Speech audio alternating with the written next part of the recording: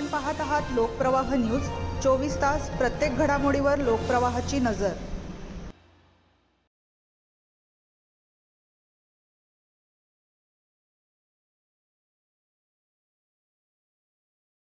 Ambad link road परिसरात पेंटिंगच्या कामासाठी जात असताना 50 वर्षीय सुनील बोरसे यांचा भीषण अपघात होऊन दुर्दैवी मृत्यू झाला।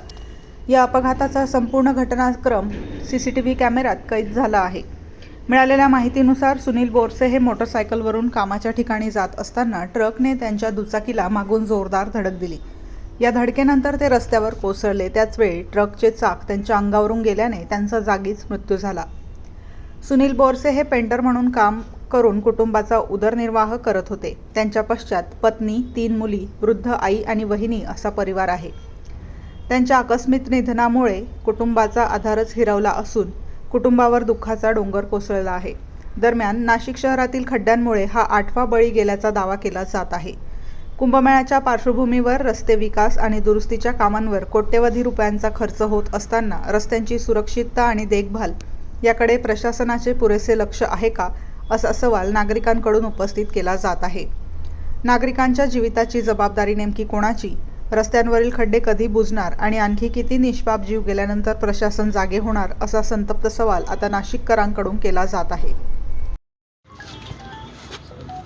सातपूर भागातील सुनील दादाजी बोरसे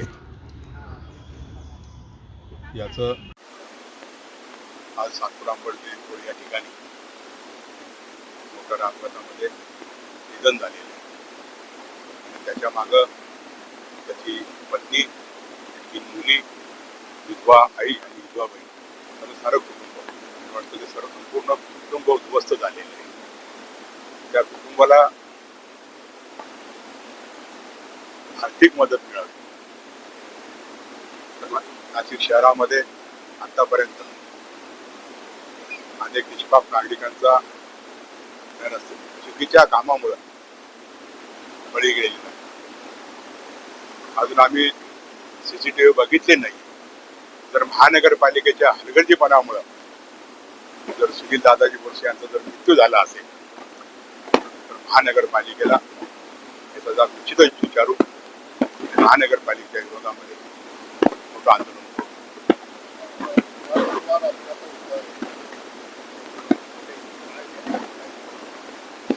मला वाटतं हा प्रश्न मला केल्यापेक्षा सन्माननीय आयुक्तांना जर हा प्रश्न केला का वारंवार अपघात होत आहे, काय तुम्ही त्या ठिकाणी उपाययोजना केलेल्या आहे? एकच सांगेन, नाशिक महानगरपालिकेचा जो कारभार आहे, नियोजन शून्य कारभार पंचामध्ये नाशिक महानगरपालिकेचा कारभार चालू आहे। तर विनाकारण नाशिकच्या नागरिकांना त्या संकटाला सामोरं जावं लागतंय। वाटतं आज बघू आम्ही याच्यामध्ये सीसीटीव्ही फुटेज बघितल्यानंतर हा अपघात कशा प्रकारे झाला, तो अपघात सीसीटीव्ही बघितल्यानंतर